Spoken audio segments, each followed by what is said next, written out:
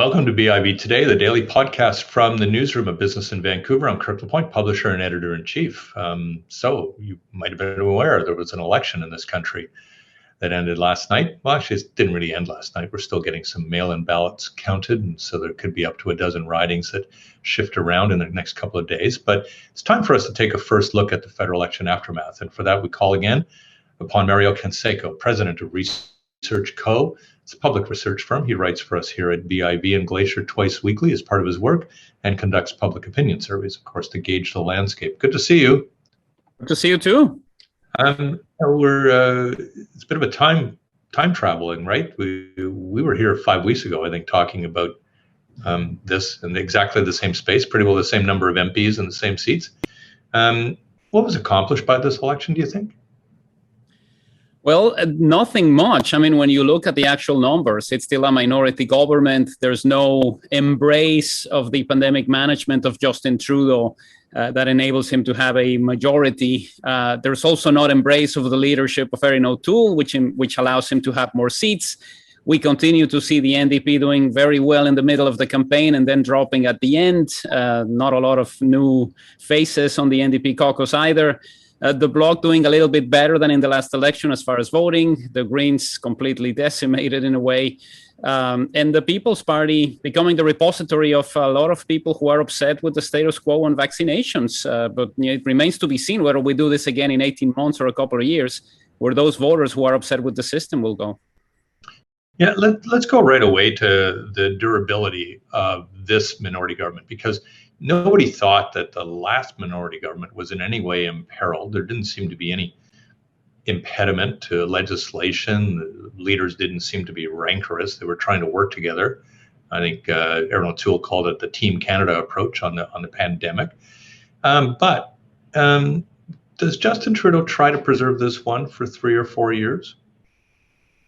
I think it's necessary. And, listening to the speeches last night, it doesn't seem like anybody has any inclination of leaving their posts. Erin O'Toole essentially said, I'm here for the long run.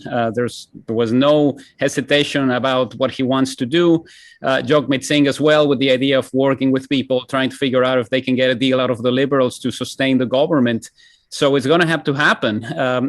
I think part of the difficulty now is going to be how the government looks. There's 3 ministers who didn't win their seats, and not major ministers, mind you, but there's definitely a little bit of movement there. And there might be an opportunity for some people from British Columbia to join the cabinet. So I think there's the government to try to connect with Canadians and to essentially make sure that the concerns of the people who didn't vote for the Liberal Party are addressed. I think that is going to go a long way to ensure that the government lasts more than 2 years. And also, there's no real situation now where the knives are out. We're not going to see any cabinet ministers within the next few months thinking that they could do a better job than Justin Trudeau did in winning this election. The favorability that he has in certain parts of the country enables him to be competitive in a place like Vancouver Granville, and to have a candidate who had his own Me Too situation to actually get elected. So there's a lot of this that has to do with the leader, and there's nobody else in the cabinet who could compete with that. Yeah, to make clear, the Me Too candidate was not here in Vancouver Granville. It was in Ontario. But yes. The Vancouver candidate had his own troubles. Now, the issue, though, for Trudeau is, this was a bit of a vanity play, right? This was opportunism. It's textbook opportunism in politics in this case. But he nearly destroyed the party. Does he not pay any kind of a price for this? There has to be. I think there will be a lot of discussions about why this was the right moment to do this. There's a parallel universe in a way where Kabul doesn't fall until 2 weeks after, and then they could lose this election. If we have the opportunity for Erin O'Toole to connect on the foreign affairs file closer to the election, then this happens. There's another parallel universe where Jason Kenney decides not to say that Alberta is decimated by the COVID-19 pandemic until 2 weeks after the election. So the timing is crucial in these things. And the timing seemed to be perfect to call this at the time when it was done. But it's certainly not what a lot of people expected. Here we have Justin Trudeau. This is one way of reading it, for the second consecutive election, getting a lower number of votes than the Conservatives. So the idea of saying no to electoral reform and finding some sort of process to allow people to be elected by representation of the entire country wasn't against the NDP or the Greens. At this stage, with the guidelines that he wanted to have in place, he would not have had the first chance to form a government twice in a row. Yeah, that's very interesting, right? I mean, that's probably one of the reasons why, even though people saw liberal in perpetuity governments, he decided not to pursue this. It still comes with a high risk. What I wonder about, though, with Justin Trudeau is, for the first time, he ran against some Canadians. I mean, he vilified people that were not getting vaccinated in ways that builds a bit of a cohort that really now feels that the Prime Minister isn't caring about them, isn't understanding them. Those types of things tend to accumulate over the course of your lifespan as a politician, and can sometimes become baggage that's just too heavy for you to carry. And so I again wonder whether Justin Trudeau thinks at some point, perhaps 2.5, 3 years into a mandate of this one, that this isn't worth a fourth fight for him, that he doesn't want to lose and be humiliated, as he almost was, as he would have been 2 weeks ago. Well, it's complicated. One of the reasons for this is that in the final stages of the campaign, he was looking for some sort of punching bag that would allow him to show that type of leadership. It happened a little bit in that campaign event where he was scolded by somebody who was nearby. It happened in the final moments when he was talking about vaccination rates. This makes the People's Party voter very upset. But as we saw in the election, their numbers weren't that great. We had them at 5% or 6%. That's basically what they got. Some of the other pollsters who use the phone got different results, and that's fine. But ultimately, this is not a group that was actively commanding the election. And one of the issues here is that you're essentially basing a lot of your allegations about how you're going to be running this campaign or the future as a government by focusing on a group that is particularly tiny, but is still part of the unity that you need to show a couple of days after the election is said and done. So it's not going to be easy for him to try to reconnect with this group, particularly because of the way he behaved in the final stages. I wonder whether he has, though, a very large role to minister to Alberta and minister very quickly around that. It's necessary. We went through the same process a couple of years ago. The notion of a divided nation where the Conservatives were going to do very well in 3 provinces, a little bit better in another one, and not really climb the charts in Quebec or in Ontario. In a way, the map looks very similar to what we had the last time. And I think there's definitely a need to try to have that olive branch. What better opportunity than what we see happening in Alberta at this stage, where the premier is nowhere to be seen, where people are starting to be really upset, and where his pandemic management is endorsed by just over 1 in 5 people. I mean, these are numbers that do not belong in a country like Canada, but this is what we have in Alberta. And it certainly presents an opportunity for the federal government to say, we're going to save you, and we're going to do this in the spirit of national unity, not in the sense of here we are extending the hand to Jason Kenney, who definitely mismanaged this in a way that is unfathomable. So again, if we look back about 2 weeks ago, Mario, we would say that Erin O'Toole was perhaps about to become the Prime Minister of the country. How did he snatch defeat from the jaws of victory?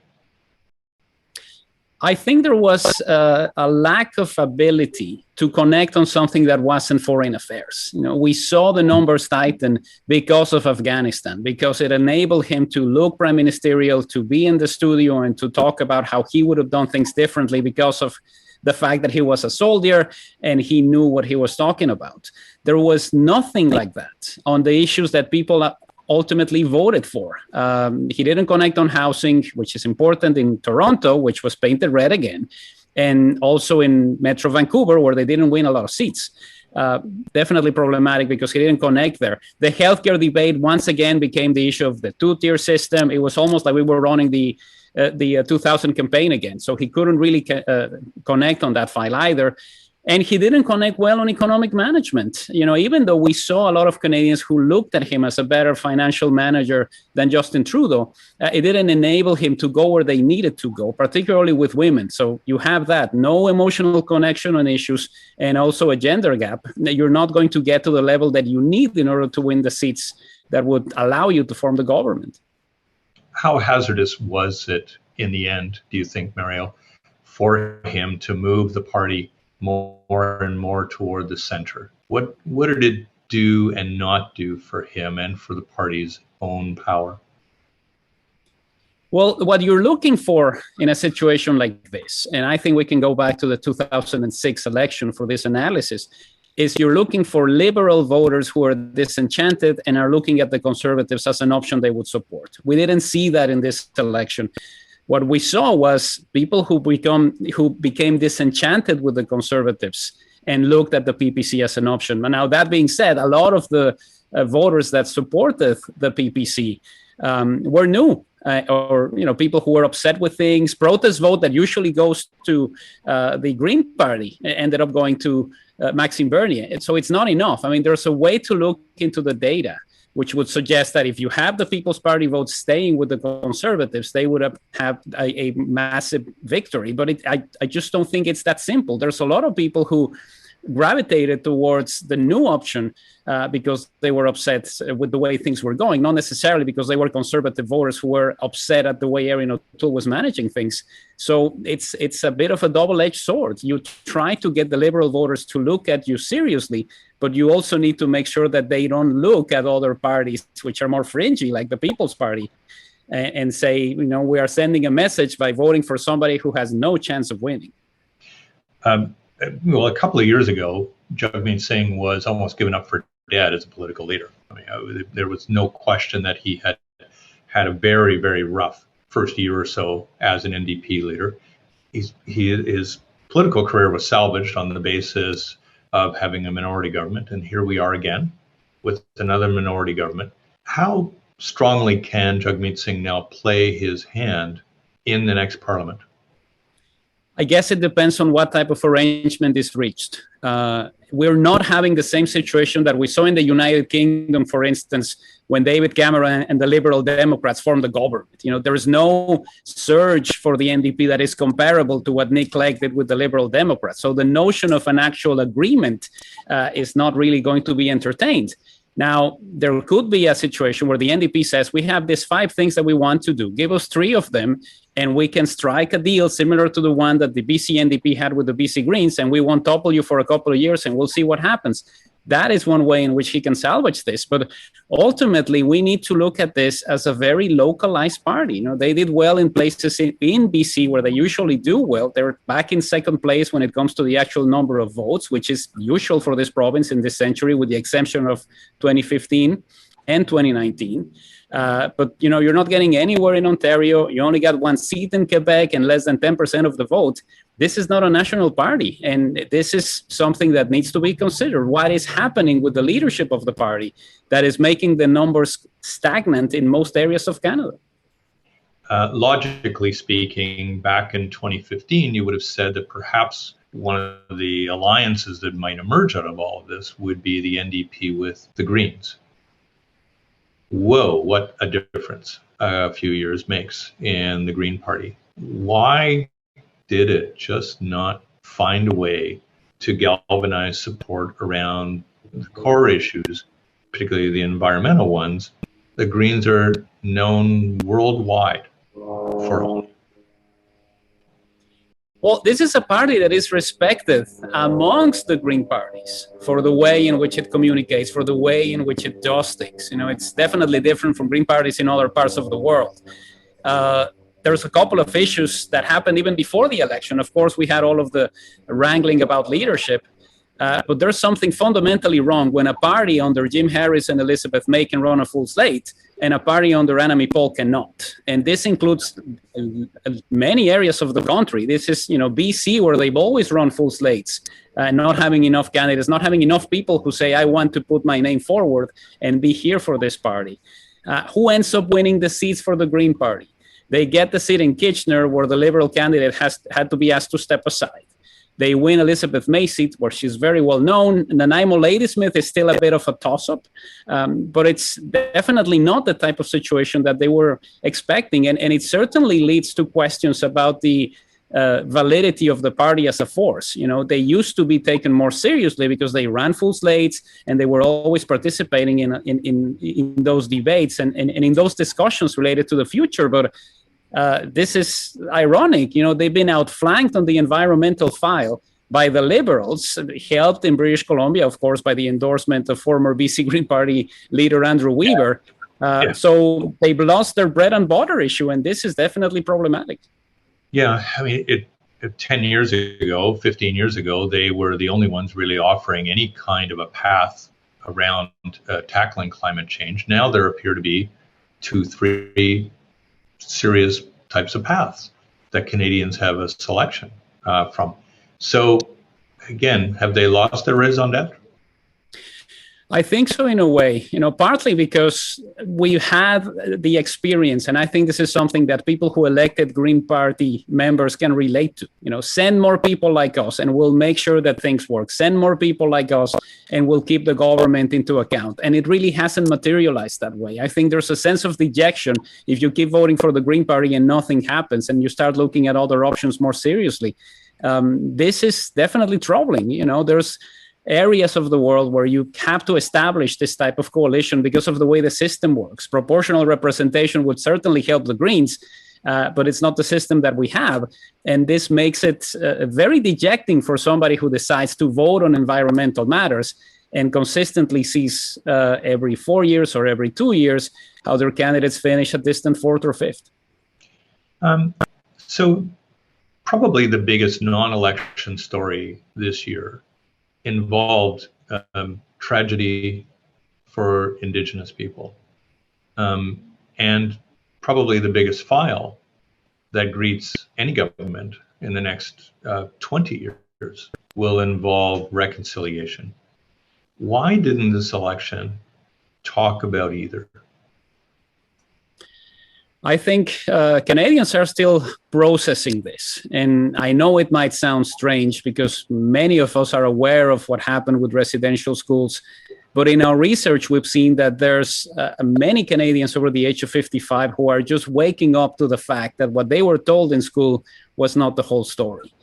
A lot of the people who vote in elections are over 55. The actual rate of voters is always higher with that group than with others. And that's the group that you're trying to connect. I don't think there was any political capital that the leaders wanted to expend by talking about this issue as openly as they probably will in the next few weeks or months.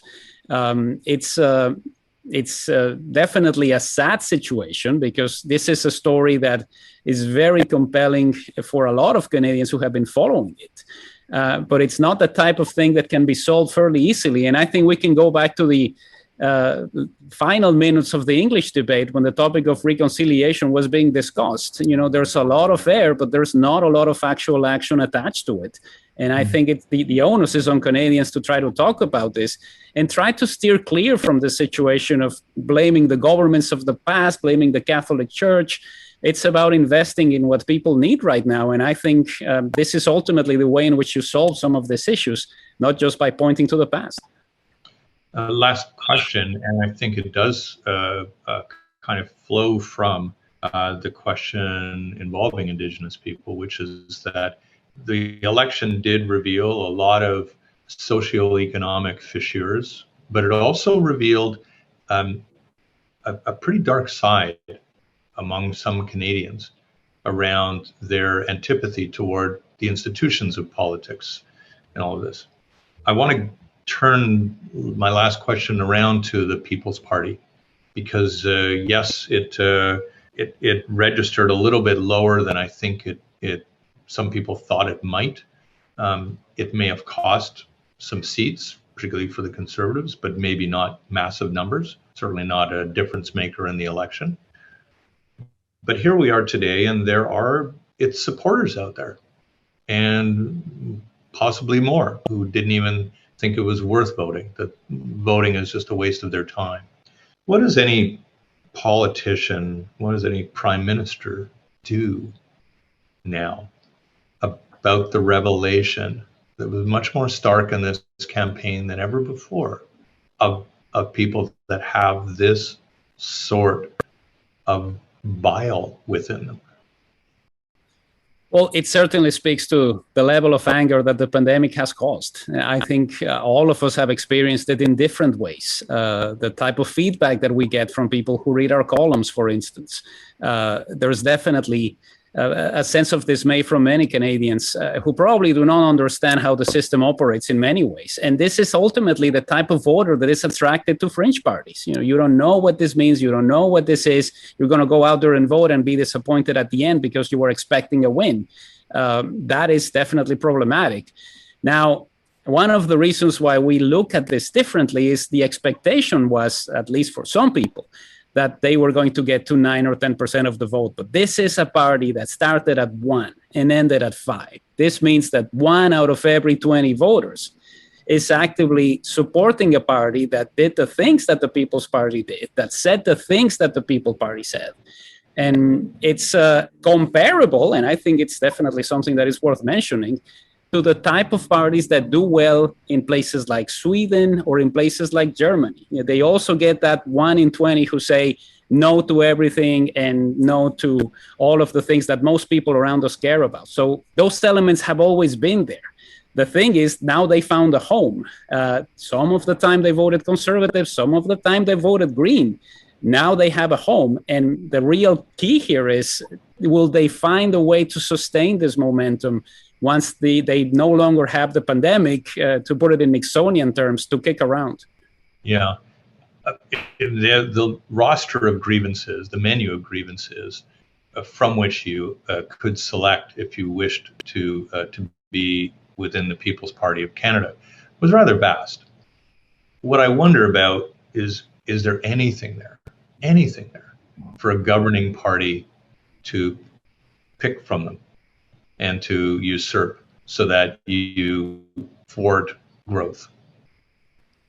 Well, part of the anger is related to economic concerns. I think that is definitely one of the reasons that is pushing people to go out there and protest. If you had a job to go to, if you had a store to open, if you had a situation that you needed to go to and to be at, you probably wouldn't be screaming at healthcare workers outside the hospital. If you focus on solving some of the financial concerns of this group, their fringy views on how the world should be run will probably disappear. Well, we'll leave it at that, because I think that is going to be one of the challenges for Justin Trudeau, is how does he find a way to deal with what is a fringe group right now that could very quickly become something that isn't a fringe, that is actually a serious entity if left unchecked. Always good talking to you, Mario. Get some rest. I know it's a pretty intense time for you with the campaigns, but we'll talk again. Thank you, Kirk. My pleasure. Mario Canseco is president of Researchco. It's a public opinion research firm based here in Vancouver. He writes for us at BIV and Glacier a couple times a week. Read his columns in our paper and online. I'm Kirk LaPointe, publisher and editor-in-chief of Business in Vancouver. Thanks a lot for watching.